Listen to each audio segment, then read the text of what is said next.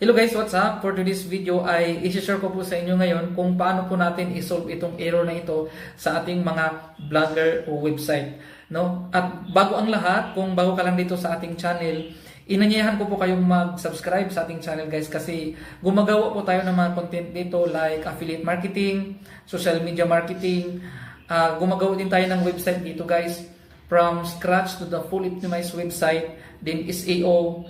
Isa po yan sa mga cover sa ating mga content on the following days. Kaya kung gusto mo mga content na yan, consider to subscribe. Okay? So, base sa ating research guys, ito po yung mga rason kung bakit ang mga error na to ay lumalabas sa ating mga website. Okay? Unang-una, gumagamit po tayo ng mga third-party na themes. Pangalawa, yung browser natin, hindi po na linisan, no? Kumbaga, overloaded na po yung mga browser natin ng mga data. No? So, pangatlo guys, yan po yung isi-share ko sa inyo ngayon, yung pangatlo na to.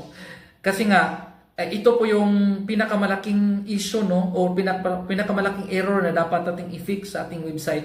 Kaya bago po tayo mag-jump in doon guys, no? Ipapakita ko muna sa inyo ngayon ang status ng aking website. Okay? So, ang status kasi ng aking website guys ay gumagana po siya sa website version, pero pagdating naman sa mobile version ay hindi po siya gumagana. So punta po tayo sa ating mga screen guys. Ipapakita ko lang sa inyo yung aking mobile version ng aking website. So i-type ko lang tong ano ko guys, no? Itong affiliate website ko. Ayan, saselonlineshop.com. Ayan. So as you can see guys, meron po siyang error, no? So ano ko lang to sa English, i-translate ko lang kasi naka-Portuguese siya. So ito yung error guys, no? Oops, this is a mistake. We apologize for the inconvenience. Try refreshing the page to see if the issue is resolved. So yung error ito, ayan, BXHSO9DT. So ito yung error. So ito po yung mobile version ng aking website, no? So hindi talaga siya makikita. Ngayon guys, punta naman tayo sa aking website version, no? So punta po tayo sa screen, sa website version. Okay, so type ko lang dito itong website ko. Ayan. So as you can see guys, no, gumagana po siya. Ayan. Ayan, naglo-load po yung product normally, no. Ayan. So ngayon guys, para i-fix ang error na ito, punta lang po tayo sa ating mga blogger admin, no? So, login na po tayo sa ating blogger. Ayan, naka-ready na po yung sa akin dito. Ayan. So, and then, punta tayo sa settings, no? Dito sa settings. And then, punta tayo sa baba. Hanapin natin yung redirects. Okay? So, ito po yung hanapin natin guys, no? Error and redirects. Okay? So, i-click lang po natin tong custom redirects guys, no?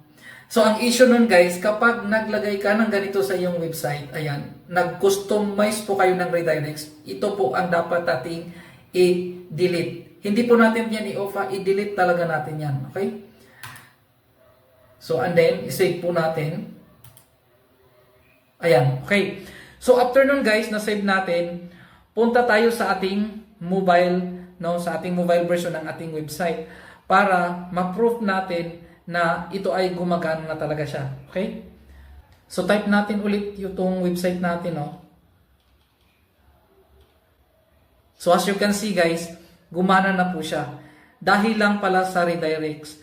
And again, kapag na-fix nyo na po yung redirects ninyo guys, na-delete nyo yung redirects ninyo at hindi pa rin gumagana, no, ang inyong website sa homepage, try to change sa themes, no? Ito po yung pinaka-challenge noon kapag talaga ang problema ay sa themes. Kasi meron po siyang tatlong reason eh.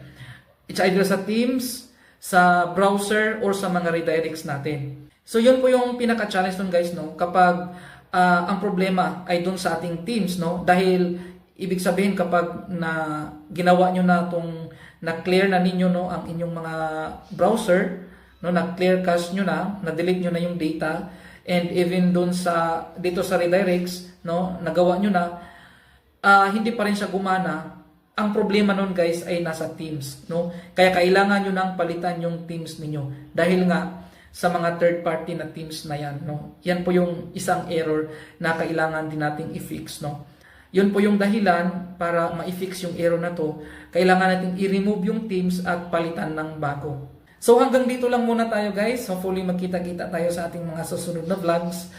And kapag hindi ka pa nakapag-subscribe, consider to subscribe para updated ka sa ating mga content on the following days. See you next. Bye-bye!